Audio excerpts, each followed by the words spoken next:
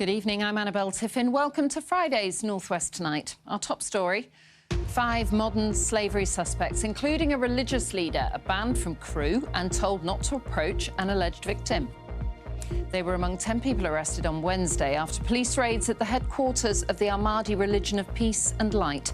Also tonight, our investigation finds some rogue chippies are passing off catfish as cod to cut their costs. No, this I can't know. Not catfish. If I'm buying cod, I want cod. I'd die. I wouldn't want that. I'd hope I could tell the taste, but maybe I can't. Tests prove Windermere is heating up, causing concern for Cumbria's wildlife and its tourism.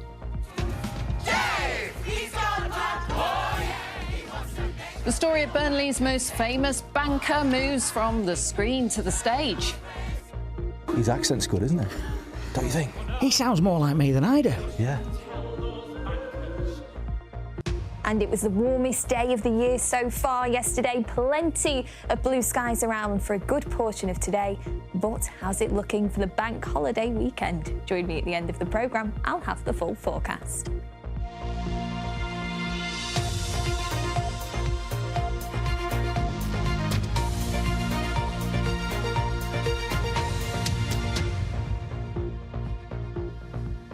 Five suspects arrested in Crewe by police investigating alleged sexual assault, forced marriage and modern slavery have been banned from the town and ordered not to approach an alleged victim.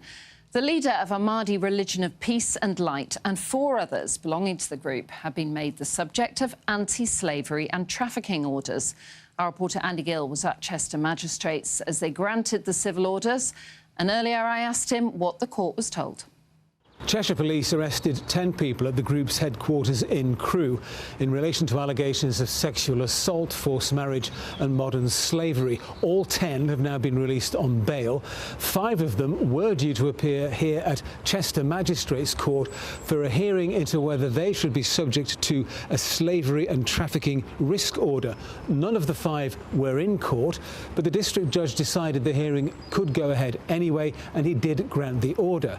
So the 5 people now subject to that order are Abdullah Hashem. He's 42 years old. He's an American and he's the leader of the Ahmadi Religion of Peace and Light. The others are Ali Mohammed. He's 35 and a British citizen. Also Veronica Esponda. She's 44 years old and an Italian national. Kevin Omar Rodriguez Ponce is 30. He's from Mexico. And the 5th person is Ayad El Kuli, who's 44 and from Germany. And Auntie, what do the orders mean for the people who've been served them? Well, these are civil orders. These were not criminal proceedings. But the orders mean that those 5 people must now not enter Crewe. They must not approach the alleged victim. She's a Mexican woman who was a member of this group. They must surrender their passports and other travel documents. They're not allowed to possess any bank cards or mobile phones belonging to anyone else. And they've got to keep the police informed about where they're going. To emphasise, these are civil orders. No one has been charged with any criminal offence. Andy Gill speaking to me a little earlier. Well, next tonight, if you're going to treat yourself to fish and chips this bank holiday weekend, a BBC investigation has discovered you may be eating catfish rather than cod or haddock. North West Tonight has found that some chip shops are cutting their costs by using the far cheaper freshwater fish, but without telling their customers. Honest chippies are angry at what they see as unfair competition and now urging the public to ask exactly what they're getting. Dan O'Donoghue reports. I want the fish with not too much batter on and the chips quite crispy. It's one of the nation's favourite takeaways. What makes a perfect portion of fish and chips for you? Has to be crispy chips, loads of hot vinegar on. It's a nice piece of cod, chips and some real nice mushy peas. But how much do we know about what we're eating? When you go in your local chippy, you ask for fish and chips, what do you expect to get back? Probably cod or haddock. Cod, that's the only one I'd expect. You know, cod. Earlier this year, a chip shop owner got in touch with the BBC and told us that he believed some chippies were regularly passing off cheaper fish as cod or haddock to cut down on costs. We analysed reviews of chippies and found dozens of complaints where the species of the fish was questioned.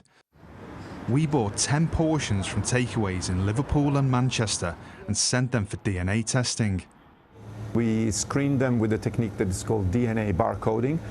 The test showed that 7 of the samples were cod and haddock, as advertised, but the remaining 3, which were sold to us as traditional fish, were in fact a tropical freshwater catfish known as river cobbler.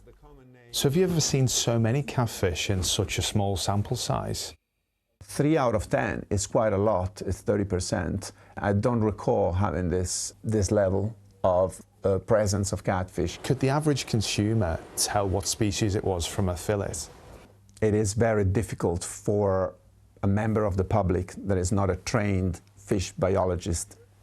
But one man who does know his cod from his catfish is Andrew Crook. That's haddock. We actually only do a large haddock, which is why it's a bit bigger than the other ones. He's been in the industry for almost 30 years and has heard stories of rogue operators. We'd encourage consumers just to ask what species it is, and the business is obliged to tell you what species, not just it's white fish. Or I think as an industry, you've got to have trust, the trust of the general public.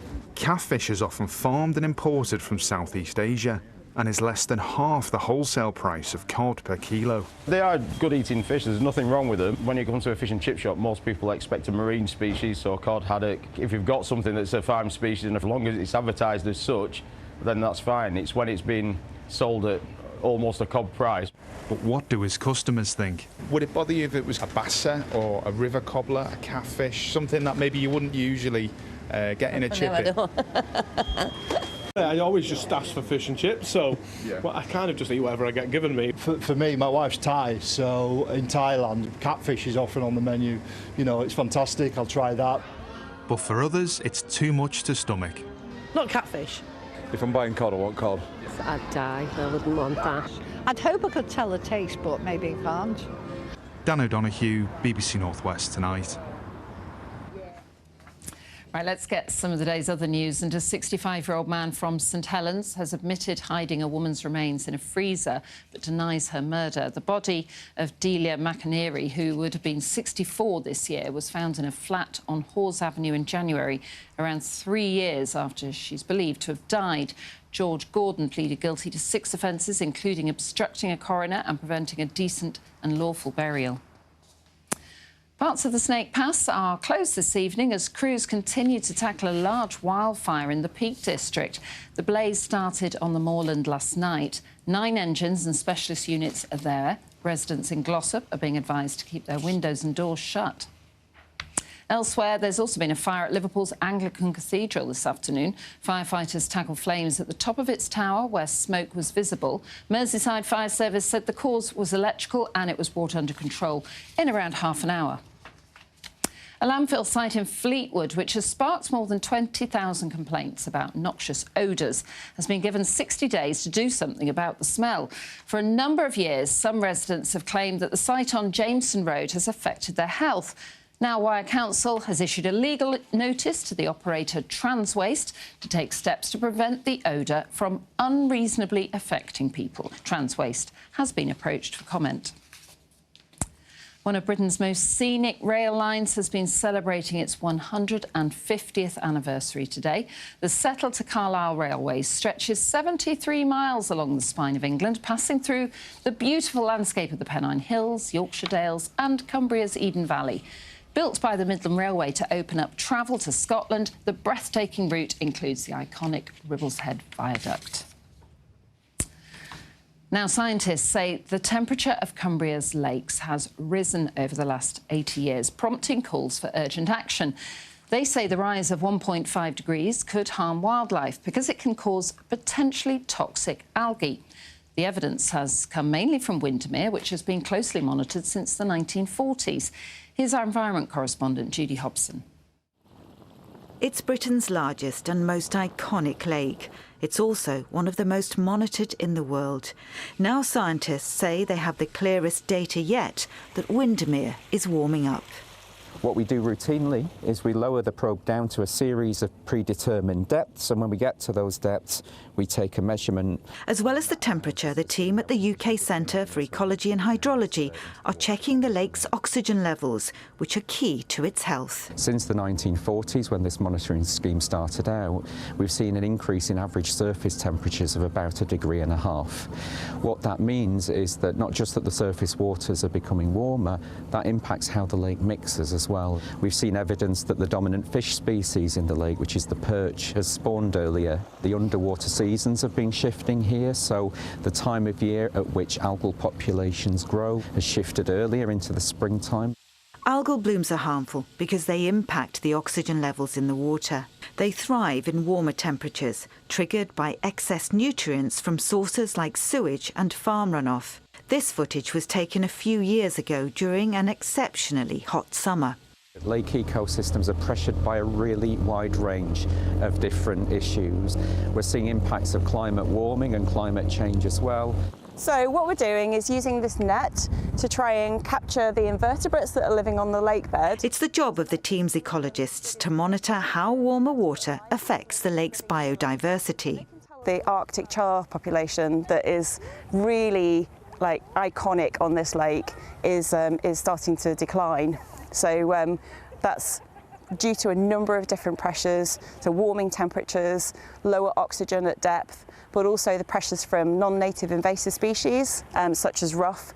Lake users are being asked to be careful to reduce the chances of bringing in non-native species, and there is a new app for reporting sightings of algal blooms. So it really helps us in terms of gathering the data that we need to provide evidence to managers and policymakers.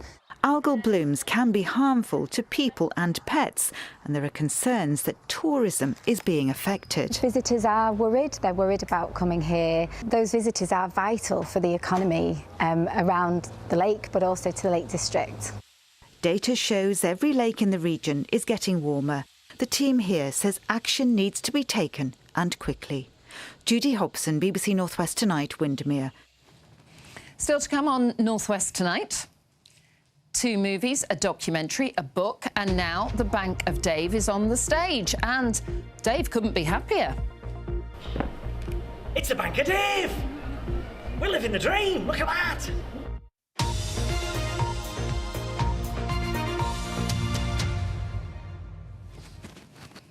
Now, as we count down to the local elections, less than a week away, we are looking at the issues affecting our region's younger people. Many say they're struggling with the cost of living, particularly when leaving education, trying to get a job and to get their own place. Well, the lead singer of a band from Bootle has been telling Isabel Fry about trying to make ends meet while trying to follow his dreams.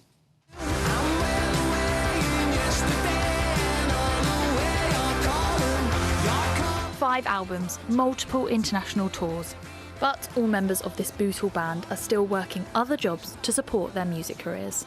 Sometimes you do get a little bit down in the dumps. It takes a lot to one day be playing in front of thousands of people, one day coming off a plane and you know, having been on tour and singing your own music, your own art, and then the next day sort of back to something that you're doing as a pastime. You know, not a lot of young people have the support, the financial support of rich parents, or even the opportunities in the areas they're from.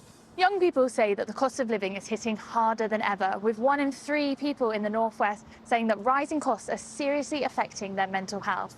Now, all 39 councils across the Northwest do offer cost of living support, but what's available and who can access it depends on where you live, something people may consider when voting in May. We feel a pinch too. I feel a lot of people around those ages are sort of on pause a little bit, on hold, sort of waiting for the life to begin, you know, working daily just to pay the bills and not quite having enough to maybe go buy the house, or maybe think about having a family, or maybe, you know, take a couple of months off and pursue a career. The people between 20 and 35 are starting to feel that now. People looking around saying, well, you know, when does my life begin? Tonight to try to talk to me.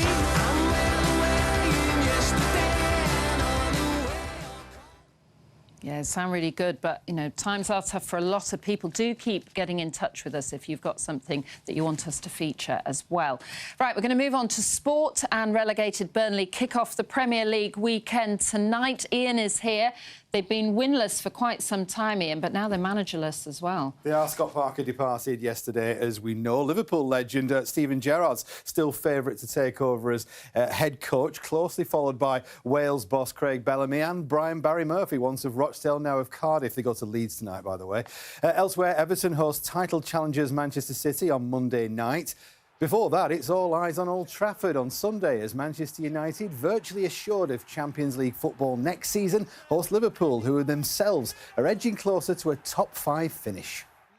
It's a standout game, you know. I think there's obviously big games and big rivalries that we have with other teams, but certainly this one is right up there, and it makes it a really special game. We are aware of the fact that it's a big game, not only because we play Man United, but definitely also to qualify for Champions League and to get the highest possible position in the league table, which of course is something we want. Of course, well, the EFL regular season ends tomorrow, and for some of our sides, a dramatic day awaits with automatic promotions, playoff places and relegations yet to be decided.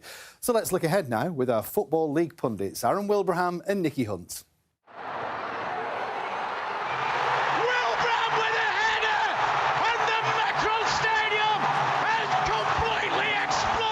Aaron, if anybody knows about last day of the season drama, it's you. You kept bolting up with that header back in 2018 in the Championship. What will players be feeling who've got something to play for on the final day right now? Yeah, there'll be definitely a lot of nerves. They'll be feeling a little bit of pressure, but they know it all comes down to this moment and doing everything they can to make sure they secure their team's place. In the Championship, Preston are mid-table and Blackburn are safe from relegation. So let's look at League One. Bolton Wanderers are in the playoffs. Is this their year? Fingers crossed, hopefully it is. We said, you know, a few months ago that it'll be tough. We said they're getting the playoffs. They've got the team to go and get out this league. Yeah, it's just the 2 legs, and then hopefully they can make it to the final, and then push on. But if it's going to be any year, it's got to be this year to get them up. Aaron, your old team Stockport should reach the playoffs. They just need a point against Barnsley tomorrow to make sure. Yeah, I think they've experienced the playoffs before. They were unlucky last year, and yeah, they've been to Wembley already once this season. Although they didn't win, they've had that experience of being there, so I'd put them down as one of the favourites, definitely. Blackpool and Wigan both flirted with relegation in League One, but they're on the up now. Will Salford City join them in League One next season? A win at Crawley tomorrow will take them up from League Two if third place Cambridge failed to win at your old club, Crew. I think Salford have surprised me a lot this season. I had them down for mid-table. Yeah, I think they won't have a better opportunity to get promoted. It'd be massive. I think everybody knows that's been Salford's aim since they came up 6-7 years ago. It'd be huge for the club if they can get automatic. If not, they've still got a great chance in the playoffs. Elsewhere, Crewe missed out on the League Two playoffs, as did Oldham Athletic, but a good season for them back in the Football League, I think. Another former Nicky Hunt club, Accrington, are mid-table as a Fleetwood, but Tranmere are just a point above the relegation zone, and they host Grimsby tomorrow. Dave Artell's got Grimsby, playing some really good football. They had a great cup run, and he won't be going there with minimum of 1 point or 0 points. He'll be going there to beat them. Do you think they'll stay up though, Aaron? I think it's going to be tough. The one saving grace for Tranmere is probably that all the other teams in and around the bottom are also playing teams up the top who've got something to play for. So I think that could help them out, but they just need to take care of their own business at home tomorrow. Now, Barrow are almost certainly returning to the National League. They need to beat Newport and hope the 2 teams above them lose and that there's a big goal difference swing. They're doomed, surely, aren't they? Look, when Dino Mambia took over, I thought they might have half a chance, but he didn't. I think he lasted a month, if that. And yeah, I don't know what's going on at Barrow at the minute. It's looking like they'll go down. They'll need a miracle, but you know, there's always hope. You can never say never, and the final day always brings up some storylines that hopefully Barrow can get one. We came to you both at the start of the season for your predictions. They've turned out pretty good, haven't they? It just shows we've got half a brain cell between us that we know something about football. I think, yeah. Yeah, I think Salford was the only one we got wrong. We had Salford down as kind of mid-table, but they've surprised everybody and got a chance of getting automatic. But I think we were pretty much spot on with all the other teams. Well done, boys.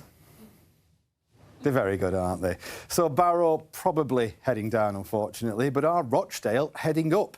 Last weekend, they had automatic promotion seemingly sewn up with this injury-time goal against York City, only for York to equalise and go up themselves. Dale now hosts Scunthorpe in Sunday's National League playoff semi-final. It actually wasn't painful for that long because straight away our fans were with us, and we're almost like celebrating what we've done to that point and celebrating the performance that the team put on. We know where we are, we know what we've done, we know what we're capable of, and we have a huge belief going into the next game. Best of luck to Dale. Meanwhile, Manchester City will edge closer to the WSL title if they can beat Liverpool on Sunday. There's no county cricket or Prem rugby for sale this weekend, but there's plenty of Super League. After beating Wakefield last weekend, St Helens could go top by beating York tonight. Lee, Warrington and Wigan all play tomorrow. The Warriors will be desperate to avoid an unprecedented 5th Super League defeat in a row. And that, everyone, is all the sports I have for this week, actually. Well, very good. Thank you very much. Enjoy your weekend. Thank you for the opportunity. We'll let you back next week. Now, there's already been 2 movies, a book and a documentary, and now a stage show tomorrow night. Bank of Dave, the musical, gets its world premiere at the Lowry in Salford. It's the story you probably know of Dave Fishwick, the self-made millionaire who fought to set up a community bank in his hometown of Burnley. Well, Dave has been to final rehearsals where he met up with our reporter Phil Cunliffe. It's the Bank of Dave! We're living the dream, look at that! On the eve of its premiere, who better to promote Bank of Dave, the musical, than the man whose life it's based on? Dave, he's got a plan. Oh yeah, he wants to make a real bank and save us. What a man! The stage version of Dave Fishwick's inspiring story of how he took on the banks and won features ballads and dance numbers. It's based on true events, with a bit of artistic licence along the way. I was sent a vision. You didn't tell me about Elvis. Is that true? Oh, of course it's true. Elvis lives in Burnley, obviously. I thought you knew that. And adored. So come on, Hugh. It's down to you. His accent's good, isn't it? Don't you think? He sounds more like me than I do. Yeah. Tell those bankers. I'll be taking Mrs. F home at this rate. And he's thinner. And more hair. Hey, Sam. Sam is Sam Lupton, who last took to a North West stage as Del Boy in the musical version of Only Fools and Horses. Full houses every night. People just love that character, love that show. So that was an honour to be trusted with that. And now I'm being trusted with Dave Fishwick, the North West's very own Del Boy, if you like. You're playing a guy from Burnley, which is quite a distinctive dialect in itself, isn't it? We've got a wonderful dialect coach called Elspeth who comes in and kind of sits there with her notebook of doom, kind of going, you said that word wrong. Easy, mate. But it's great, and then of course I've got the man himself, and I have gone up to Dave and I have gone, well, just say that for me, Dave. You know, so that's really helpful. It's ridiculous, it's bold, it's camp, it's silly, it's funny, it's moving. There's things you can do in songs that you can't quite achieve in just dialogue, and that's move and rouse an audience. And I think Dave's story is very moving and rousing and inspiring, so perfect medium for a musical, I think. You can catch the musical from tomorrow until the 16th of May, with Dave's last-minute sales patter helping to boost audience numbers. Burnley born and bred. Well done. See you at the show. Ta-ra! Well done. Phil Cunliffe, BBC North West Tonight.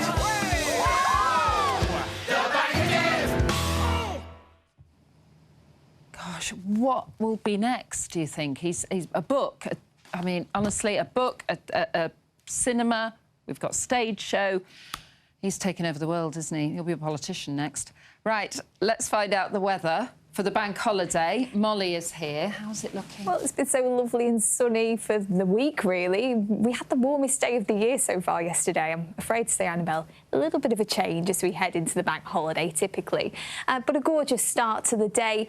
But throughout the day, you'll have noticed we have seen a bit more in the way of cloud. We've had a shallow low-pressure system bringing cloud for most, but also some spells of rain into this afternoon and evening, working its way eastwards. But thank you very much for your photos. They really do help tell the weather story. You can see behind me the details of how to send your own photos in. They could get on telly. So for the bank holiday weekend then, it is looking rather mixed. It's certainly going to be more unsettled of late. We are going to have a bit more cloud around as well. We've had beautiful blue skies for most of this week. Not quite like that. Some rain, most of it coming in on Saturday and into Sunday, but there are chances of some rain as well on other days and getting a bit cooler as well from Sunday. So we have a ridge of high pressure, so mostly settled conditions tomorrow, then low pressure coming in on Sunday, and then looking rather settled for Monday as well. Tonight, though, the showers from today will clear eastwards.